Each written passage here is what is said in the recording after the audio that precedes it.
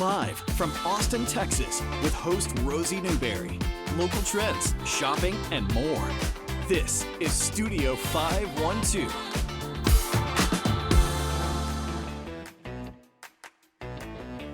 Welcome to Epic Discounts by BestReviews.com. I'm Alyssa Bergamini. And I'm Jacob Palmer. Take out your phone and scan the QR code on your screen to save on products for planning a trip or just powering through your day. First up, healthy cooking made oh so easy. This is the Cosori Air Fryer Pro Smart with a 5-quart capacity and Wi-Fi connectivity. That's right, Alyssa. You can control it straight from your phone using the VSync app. It gives you crispy golden results with up to 85% less oil. So that means French fries, salmon, even desserts, all made deliciously. 12 one-touch cooking functions make dinner faster, and cleanup is so easy with this. I use it all the time for those family meals on a weeknight when everybody wants something delicious, but nobody wants to work hard for it. Yeah, I am all about using the air fryer as well. It is also sleek, compact, and it fits beautifully on really any countertop. Now, don't leave home without this powerhouse. The Anker 335 power bank has a massive 20,000 mAh capacity. That is a lot. Alyssa, I was just talking about how popular this is because it's enough to charge your phone multiple times. Whether you're on a hike, on a flight, or just out running errands, you'll never be caught with 1% battery again. It features 2 USB-A ports and a USB-C port. So yes, you can charge 3 devices at once. I handpicked this product for this because it's in high demand and for very good reason. I think I need this. My phone is always at 1%. And as you can see, it is lightweight, reliable, and really ready for anything. All right, you jet setters out there, this one is for you. It is a game changer. The Turtle Travel Pillow. I do not leave the airport without this. Well, this soft fleece wrapped pillow has an internal support system that holds your neck in the perfect position. You can sleep upright without the dreaded neck crick. It's compact, machine washable, and it fits right in your carry-on. But Alyssa, you have one. How do you feel about it? Yeah, seriously, once you use this once, then you will never fly without it again. And speaking of flying, meet your new favorite travel companion, the Samsonite Underseat Carry-On Spinner. And this compact bag slides right under the seat in front of you, and it's designed with smart organization in mind. It has interior compartments, a padded laptop sleeve, and even USB pass-through charging if you have a power bank. So never pay for a check bag when you're just going on a short trip ever again. Yeah, no one needs those extra fees, of course. Take out your phone and scan the QR code on your screen and get ready to scan, shop, and save with Epic Discounts by BestReviews.com.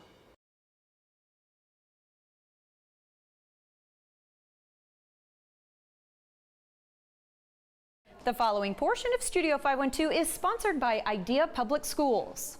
It's the fastest growing tuition-free public charter school system in the entire United States, and it's from right here in Texas. We're talking about Idea Public Schools today, and I'm speaking with Andrea Cassiano to learn a little bit more. Andrea, tell us about Idea Public Schools and where y'all are located around town.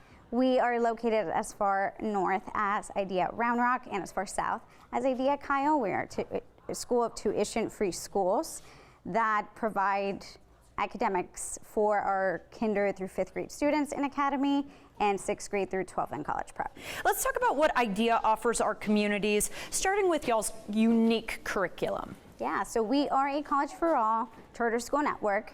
That means that starting in kindergarten, our students are expected to finish out kinder speaking and talking up to 900 additional words than when they started the school year. Wow. And then in 12th grade, we have a team that's dedicated to ensuring that our high school seniors not only go to, but through college.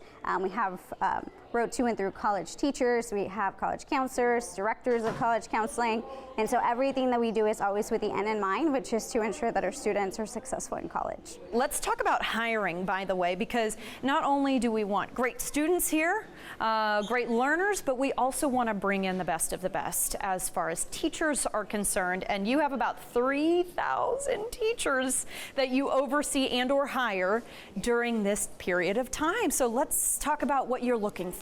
Yeah, so we are looking for folks that are mission driven, that are not afraid to work with students that we know come from underserved communities. We believe that the work that we do is truly transforming and changing not only lives, but also communities. We're hiring for teachers. We're always looking for upper level math, upper level reading, special education, especially with all of the needs that we're seeing across our scholars. We're always looking for folks that are wanting to drive, again, towards our mission of College for All and ready to build that team and family. The best thing that I always encourage folks to do is to come visit our schools. It's the best way that you can immerse yourself in the culture, in the community. You can also speak to really anyone in our team will be able to walk you through the enrollment process. We have assistant principals of operation. We are shooting to be 100% staff in the next 3 weeks. And so you want to apply now. Quick. Okay. All right. I bet fingers will be typing. Yes. Andrea, we appreciate your time today. Thank you so much. Thank you, Rosie. Families and potential teachers can apply now for the 2025-2026 school year by visiting the website on your screen. The preceding portion of Studio 512 was sponsored by Idea Public Schools.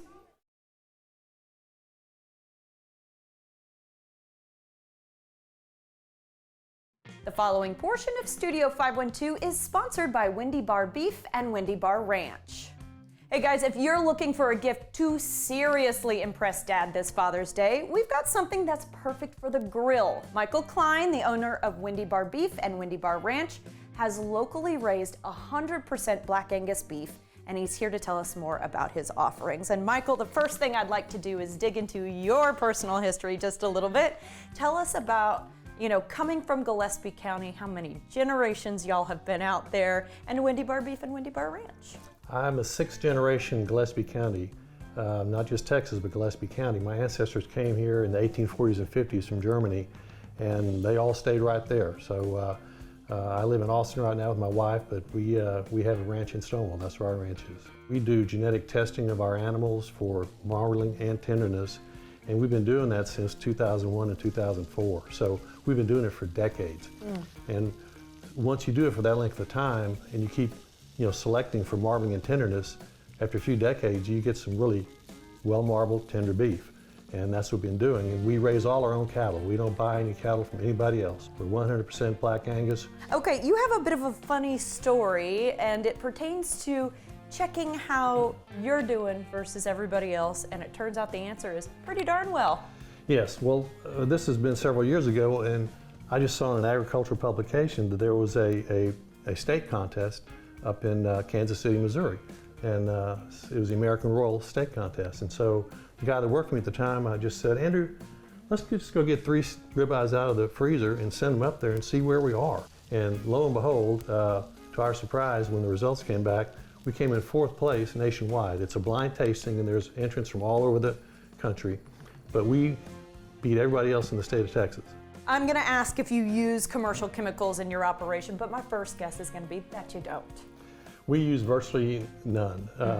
We are very much, we try to manage to solve problems, so we don't need to deworm our cattle with chemicals, because we manage that by rotating them through our paddocks so they don't accumulate worms. We don't use any fly insecticides or anything like that unless there's some major catastrophe of some kind, which is extremely rare. We use almost no commercial fertilizers. We're very much, we try to stay away from the big pharma products. We just want a very natural product. And you're probably going to go home and cook this tonight. I will, yes, I will. Yes. Someone who really believes in what he's creating. It's been really wonderful, Michael. Thank you so much for your time. Sure. Shop available cuts right now at wendybarbeef.com. The preceding portion of Studio 512 was sponsored by Wendy Bar Beef and Wendy Bar Ranch.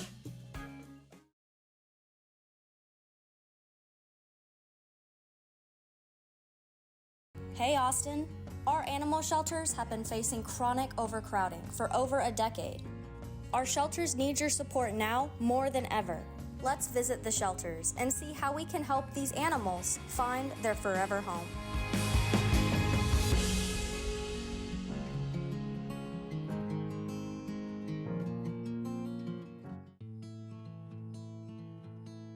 I'm Ellen Jefferson, the president and CEO of Austin Pets Alive, and I've been here for 15 years. I love working with animals because they need a voice, they need help. The hardest thing about running a shelter is trying to just balance resources, money, volunteers, staff. The influx of animals is always there. Having so many dogs, in particular in kennels, is really hard on the dogs. I've worked here at Texas Humane Heroes for just under 2.5 years. We have 210 animals in our care. That is over capacity for us. If more people were spaying and neutering their pets, that stops the problem at its source. We have a low-cost vet clinic on site, and that's a big part of our mission is we want pet ownership to be affordable for everyone. I can put it on my lap just in case we have an accident. This is Marble Brownie, who just came out of the Parvo ward and is looking for his new life. He's got his bags packed, ready to go. Parvo is a big killer of dogs in shelters, and without treatment, 9 out of 10 die. With treatment, we can save 9 out of 10. We're just about to move into a brand new state-of-the-art hospital. So our new clinic is gonna have a huge Parvo ward where we can help thousands of puppies a year. And it's really exciting. And he's beautiful. Look at this like eyeliner around his ears. With shelters expanding their veterinary care, let's see how Central Texans are helping ease their stress. Most of our capacity is in foster. It's by far our biggest shelter, if you will. I'm Sandy Isaacson, and I've been fostering animals for about 10 years. Fostering, it's when you invite a pet into your home for temporary care, and so you're caring for that animal on a short-term basis. And that can be for a lot of different reasons. It can be for medical, it can be for kennel stress. I love to foster because it's a low-cost option too. When you're able to see that dog blossom and that personality start to come through, they're so expressive and emo. Those are some of the hidden gems of the shelter. I really encourage everybody who's looking to adopt, ask the staff, hey, who's in foster? Can I learn more? You won't regret it.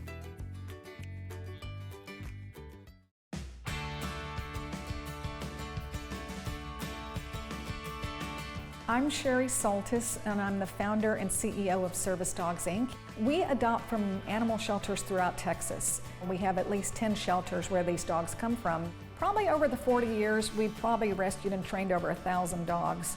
When we adopt the dogs from shelters, it's not only giving them a second chance just outside of a shelter environment, but we're helping these dogs serve a purpose. We train service dogs that help people with mobility issues, like they are in a wheelchair or they have had a stroke. We train dogs that alert people who are deaf or have a significant hearing loss. And then we also train 2 types of facility dogs. If a dog does not complete our training program, we will find a good pet home for it. So none of the dogs we adopt ever go back to an animal shelter. Giving it a sense of direction and purpose and something to work towards, I think is so important. It's very fulfilling to find a dog that has an uncertain future and put it in a position where it's going to have its best life.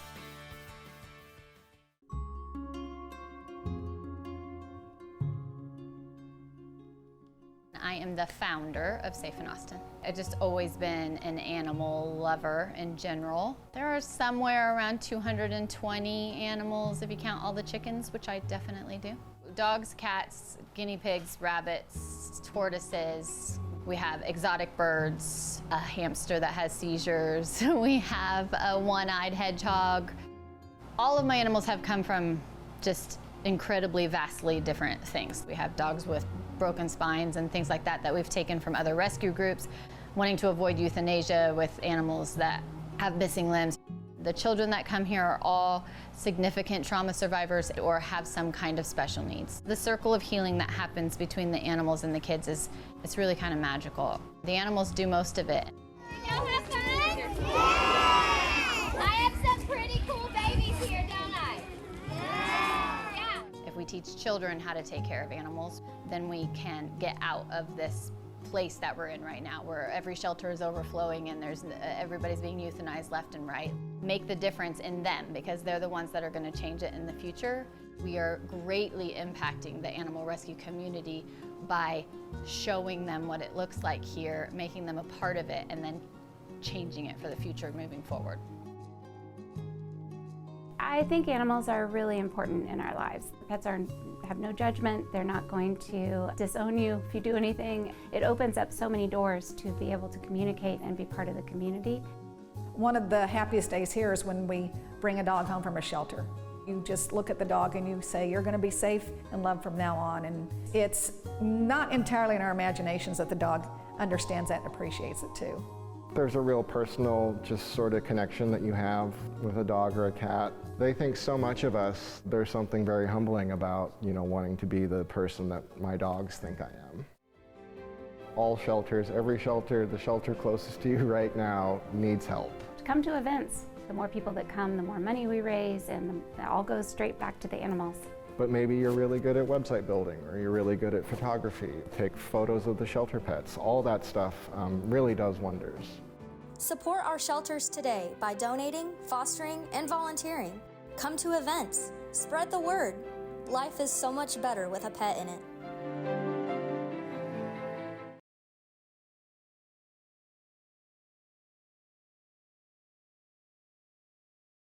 Welcome back, everybody. Escape the heat this summer by hitting the AC and enjoying a movie, some good old-fashioned fun. The historic Paramount Theater is hosting its annual Summer Classic Film Series. It has already begun, but there's a lot more fun to come. So Stephen Janice, Senior Director of Film Programming, is here to tell us more about what to expect. Lovely to see you, Stephen. Great to see you, too. Thanks for having me. I love talking about this every single time because guys, it's basically Stephen who chooses all 100 movies with maybe a bit of input here or there, but it's a big ask from you every year, and you always deliver. So if you wouldn't mind, kind of just remind us about what the summer series is about. Yeah, so this is, as you mentioned, it's now a 51-year tradition, beloved tradition, downtown Austin, in this gorgeous, now 110-year-old movie theater, the Paramount Theater. And we try to kind of encapsulate the entire history of movies into this 3-month span. So over those 100 movies you mentioned, we're playing things from the 40s to as recently as 2 years ago. Every genre you can think of: comedy, drama, kids movies, thrillers, etc.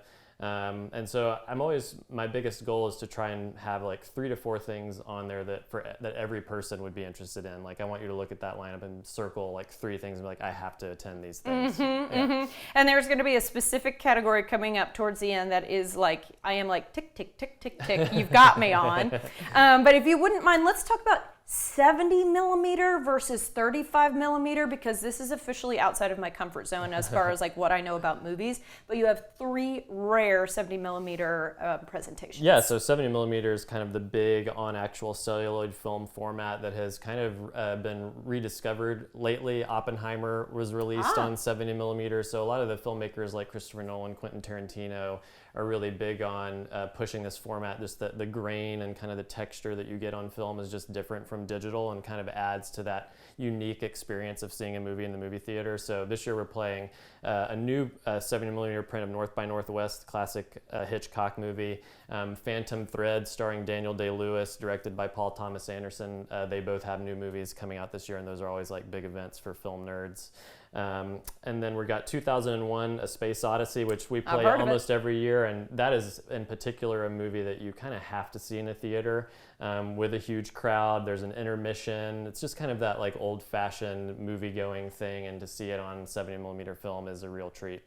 I still don't even understand what it is, but if you're telling me I am having a different experience when I walk out of the theater and I thought I really enjoyed that, that might be one of the reasons why. And I advocate, by the way, for bringing back the intermission, especially as our movies tend to get longer and longer as we go. My goodness. Okay, 35 millimeter. Let's talk about that because it includes a couple of partnerships. Yeah, so Hyperreal Film Club, which is this really amazing collective in town, they now actually have their own space on the east side, but they've been showing movies with us for a few years, and so this summer they've picked 3 movies all on 35 millimeter film, which again, on celluloid, very unique, very cool, only in a movie theater experience. They're showing Cabaret, Now and Then, 90s kids favorite, and then here in about a week or so they're showing Pan's Labyrinth, the classic Guillermo del Toro fantasy movie, which is a lot of fun. So things like Teenage Mutant Ninja Turtles we're showing on film, Black Swan, the Natalie Portman movie. So these are,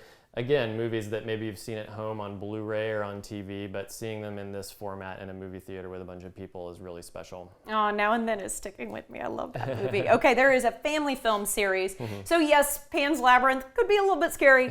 And there are thrillers abound, but talk to me about what the family specific stuff is. Yeah, so family series, discounted tickets for kids 12 and under, and again, trying to run the gamut of things that are a bit older, like Sound of Music, that maybe my generation grew up already being a classic for for us, and we fell in love with it, to things like Babe, Jumanji, I mentioned Teenage Mutant Ninja Turtles, the 90s one, The Sandlot. We're doing a double feature of Toy Story and a Goofy movie, which are both having an anniversary this year.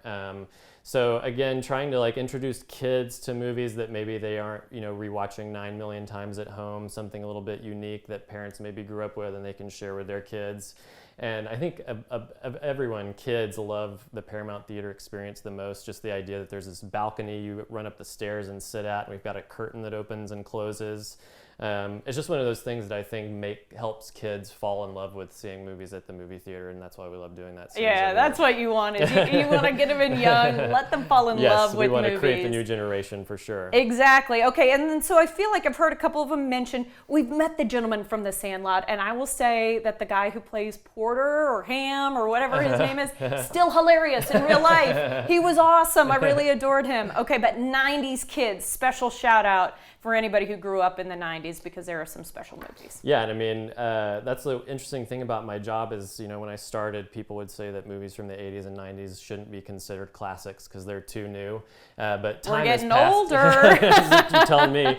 And so movies now from the 90s, for a lot of kids today, they were born way after those movies came out, and so they are classics themselves. So another family film we're showing, Matilda, is one that a lot of my coworkers have been, requesting for a long time. Things like Clueless, Friday, House Party, again, these are movies that my generation grew up watching as kids. And so it's like a nostalgic treat for us to see them. But for a younger generation, it's like these are old kind of movies that they're going to be discovering for the first time. Well, and you may not have seen it in years. Oh, true. So yeah. you might love Clueless, but when's the last time you sat down to watch it start to finish? Yeah, okay. Exactly. We got to leave it there, Stephen, but such fun stuff. Thank you for the lovely lineup. We can't wait to have some fun in the AC. Yeah, me too. All right. Explore the full Summer Classic Film Series lineup and grab your tickets now at austintheater.org/film, or make the most of your movie nights with FlixTix, a discounted pack of 10 tickets valid all summer long.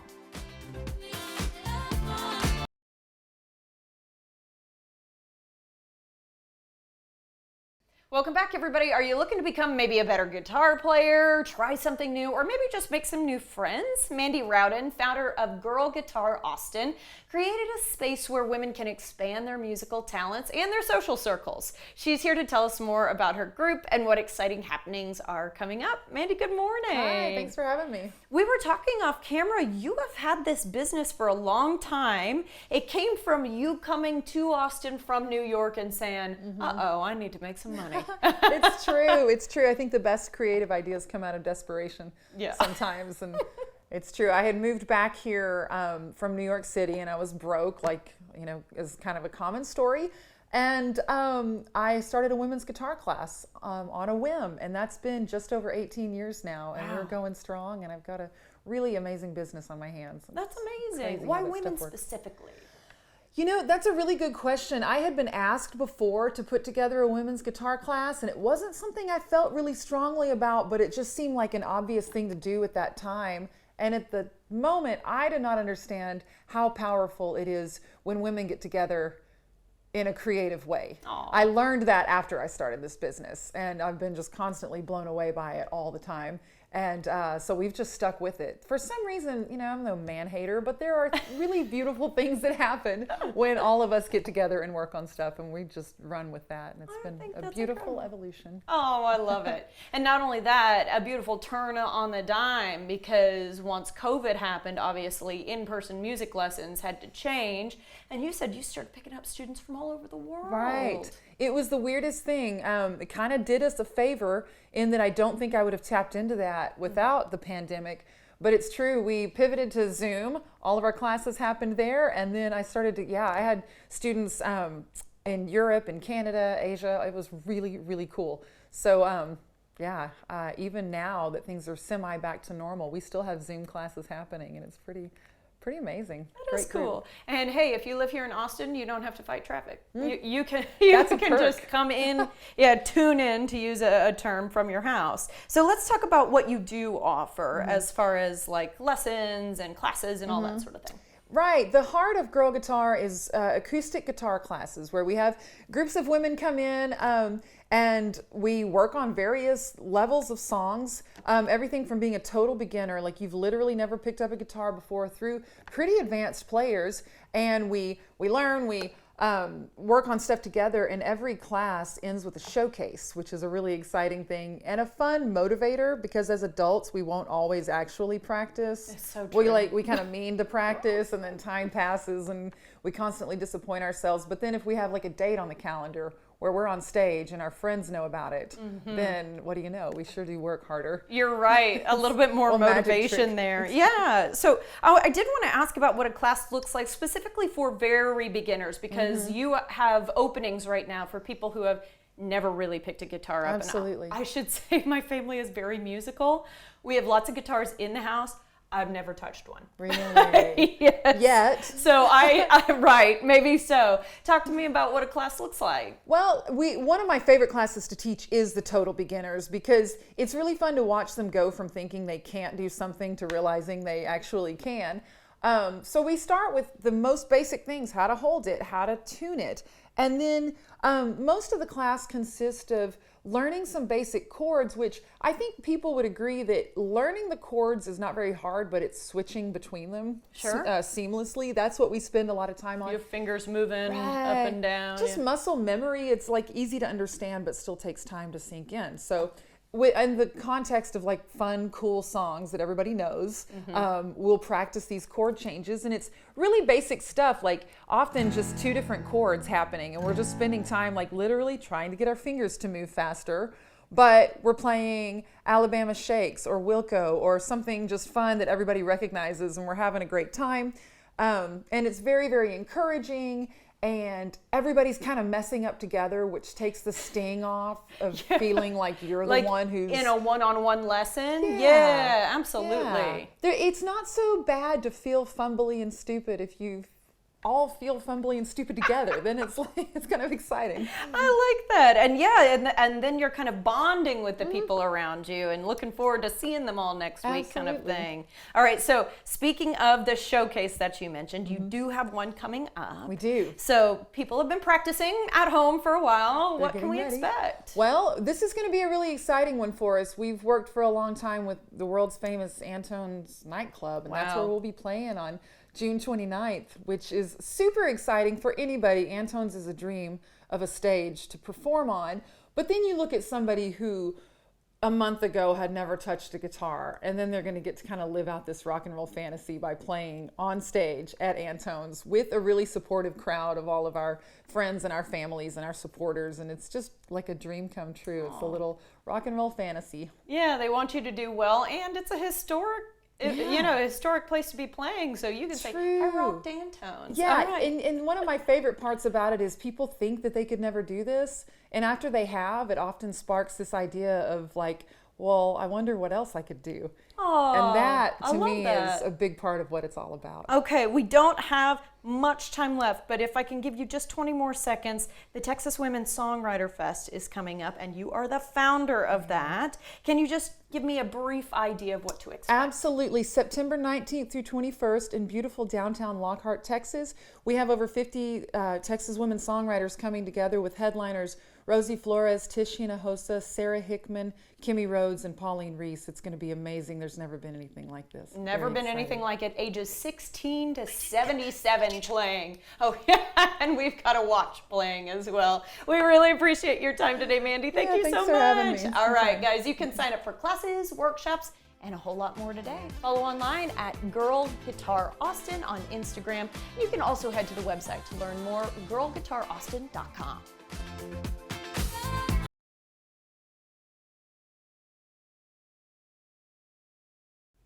Welcome back, y'all. Different plants, of course, have different needs. Lance Robertson with plants.org is joining us today to discuss which plants need more rays and which need more shade, especially as we're heading into our sunny and hot season of the year. Good morning to you, Lance. Good morning. Lovely to see you as usual. And I want to first ask about why sun and shade requirements, because I feel like you can see it on the card. Sure. Right, when you buy a plant.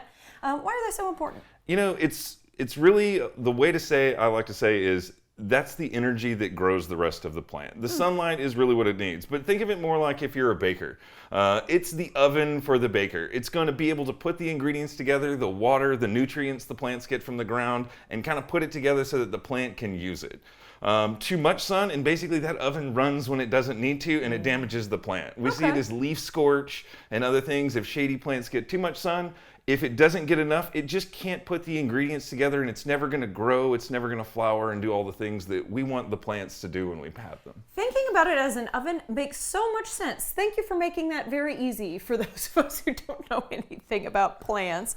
All right, let's talk about the different types of shade that someone might be suggested for a plant. Sure. You know, one of the shades that people always ask me about is one called dappled sun. So a great example I like to use is this cactus. Now, this cactus is actually an epiphyte. It grows up in trees. It doesn't harm the tree in its native area. It just grows there. This is the kind of thing. That's what epiphyte? Yeah, epiphytes. Okay. It grows up in the trees, but it doesn't hurt it. It's not a parasite. It's not going to harm the tree. It's just kind of living in conjunction with it. Gotcha. The reason why I use this as an example for dappled sun is, you know, up in the tree, it's never going to get total shade. It's always going to get a little sun through the leaves, but never full sun and never full shade. So that's really kind of our middle line when we're talking about shade, where you're getting sun most of the day, but it's broken up through trees or through screens. That's what we do in greenhouses. We put shade screens out so it gets 60% of sunlight all the time. That's our dappled sun. Got it. But you have stuff like vegetables that they need full sun. We're trying to get them to do stuff. So again, in our baking analogy, we need that oven going all day long. We need it making fruit, growing, flowering. So they're going to be full sun most of the time. Okay, I see tomato, I see jalapeno. Yeah, and then we've got sweet potato up in the front. Oh, cool. Yeah, now granted, we grow sweet potato a lot of times for the leaves, but these are sweet potatoes. We do want them to grow large roots where the potatoes are. So they also love full sun and can grow incredibly fast given enough sunlight because they can really use that sun. Okay, and I have to bring up the little teensy Venus flytrap here. I love Venus flytrap. Too often I see people put them inside and trap them away. Again, the oven makes them do things. Venus flytraps move. You know, it takes a lot of energy to do that. So Venus flytraps actually want full sun. Lots of water, lots of sun, and they do phenomenally well in a lot of different climates. Okay, good to know. Just want to make sure we're talking about all the plants here. Have we touched on this? No, so this is actually Citrosa. This is one of my favorite geraniums, and it's because it's the one that we make citronella out of. It's the mosquito plant. The mosquito plant. So it has a great familiar smell to me. Certainly if you've got some, taste or aversion to the smells of bug spray, you might smell it and think that it smells like bug spray, but it's just a geranium. It's another one that generally can take full sun, making that oil, making the scent, gives it a lot. But in our hot Texas summer, it can't really push through all the water that it needs. So this is one that I really like to have about partial sun. Okay. So I would say early morning sun is great, late afternoon sun is great, but give it a little shade in the afternoon. I really think these are great, especially below something like a crepe myrtle. It can get that shade when it needs it, but it's got sun the rest of the day when it doesn't. And I do love a crepe myrtle. Okay, what are we talking about over here? Finally, we're gonna go into the shade. And a lot of people think if it's shady, it can't have color, it can't have flowers. Obviously, things like the orchids that are up in the front flower for days. The coleus that's in the back, just the leaves themselves make the color. Yeah. That way the plant doesn't have to spend as much energy making flower color. It can make it through the leaves, still have some interest, and it's something that you never have to worry about looking plain. It's always going to have some color in your garden, especially in those shady spots that sometimes are hard to find something beautiful. And we've got to talk about this gorgeous orange plant, which you said is originally native to Africa. Yeah, this is Chrysandra. So the other thing we often see plants that love the shade like this Chrysandra does is we'll see glossy leaves, and that's to keep fungus and other things away from it. So if you see real glossy but larger leaves, a lot of times it's great for the shade. It can get light when it needs to get light with the big leaves, and then also stay away from some of the common problems we have in the shade like fungus. The other thing I really love about these is this plant blooms like this year-round. Oh, it's absolutely beautiful. Yeah, so you can put it outside, especially in the hanging basket, bring it in. You always have that wonderful pop of color somewhere that you can do, and it doesn't really need that much light to look like it does. Yeah, a lot of great plant suggestions and some food suggestions today. Lance, we'll have to leave it there. Thank you so much. All right, if you need help with a specific plant, you can reach out to Lance directly. I always want to say he will answer you for free. Check out his website to learn more, plants.org, and increase your greenery knowledge by listening to his podcast, Good at Plants, Bad at Life.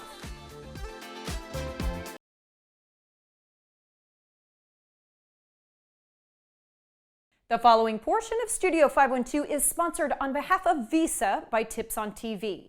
The future of shopping is ushering in a bold new era for commerce using AI agents. Here to explain how AI is changing the way we buy is Mark Nelson, Global Head of Consumer Products for Visa.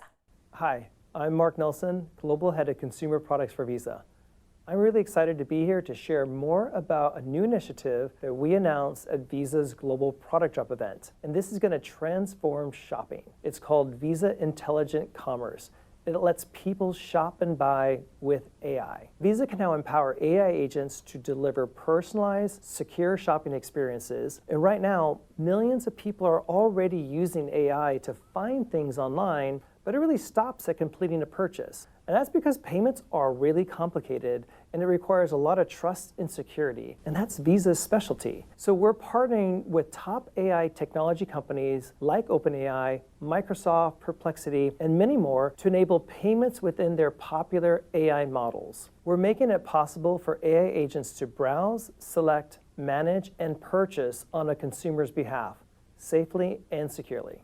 Imagine you want tickets to a popular concert. Rather than waiting in the queue, your AI agent can do that. You can set controls and preferences like number of tickets, the budget, and where you want to sit. Then your agent can do all the work and come back to get your permission to make the purchase. It can really remove some of the tedious parts of shopping, and it makes it so much more personalized. And this is really the next wave of commerce, and Visa is at the center of building the technology to ensure consumers are in control and payments are easy, safe, and secure.